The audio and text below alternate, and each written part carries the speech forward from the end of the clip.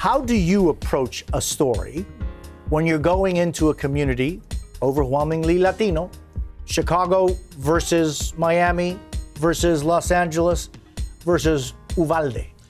Understanding the demographics. Each one of those communities is different.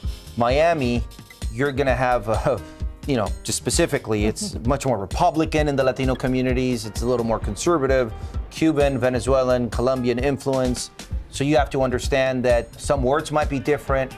The people might have different ideas of how you should approach them. I would say that in Miami, Latinos like to be louder and they're much, it's different versus say Chicago, which is gonna be heavily Mexican. So you're gonna run into something different versus Los Angeles, which is a mix of Mexican and Central American. So understanding that every community is unique and trying to learn as much as you can if you've never been, and being prepared for it. There are New Yorkers, and then there are Dominicans that grew up in La Marqueta, and then you have Cubans who started their immigrant experience in Little Havana, and folks who have been living for generations in New Mexico and in California. How do you go? It's almost like code walls? switching. You're code switching between two cultures, even sometimes more than one culture all the time. I think that a lot of times as well, it's not just where your roots may be from, but it's even the generation. Sometimes you may step into a situation where they're Latino, but they're not necessarily super fluent in Spanish, or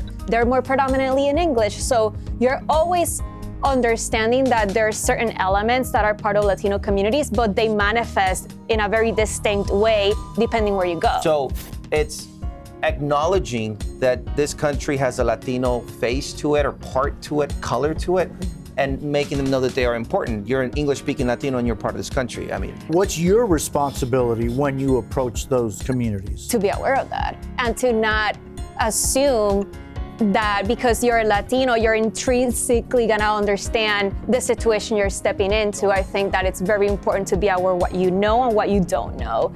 You also fall into a trap when you talk about the Latino community like it's a blanket, like everybody's the same, and that's not accurate. And as reporters, it's very important to be accurate. So when we talk about, I like to say Latino communities instead of just Latino community. I think it also represents that. So I did a lot of work in Washington Heights years ago. I'd never been there before. Yeah. And I learned, you talk to people. At the end, we're journalists. Yeah. Even if you're not from the community, you talk to the person at the store, you talk to the people around you, and you just have to absorb the information. Have you been in a situation where your story was actually made possible or made better because of your sensitivity, understanding, and concern? Yeah, I mean, every time I have to cover Puerto Rico, it's one of those stories that it's important because you have skin in the game, not just professionally, but personally. Like, I remember the biggest reason I became a reporter was because when Puerto Rico was undergoing crisis after crisis, I looked around in the mainstream media and I was like, nobody's covering this in a way that I, as a Puerto Rican, feel seen. And that's literally the driving force behind what I do. And every time I write a story, I'm always like, if that Nicole were to read this story, would she feel seen? Would she feel represented? Our community knows that there are people like Nicole and Guad who are part of a community that is thriving, that is growing, and that needs to be seen and respected. And you do so by showing respect. I thank you both for being with us. Thank you, Jose. Thank you.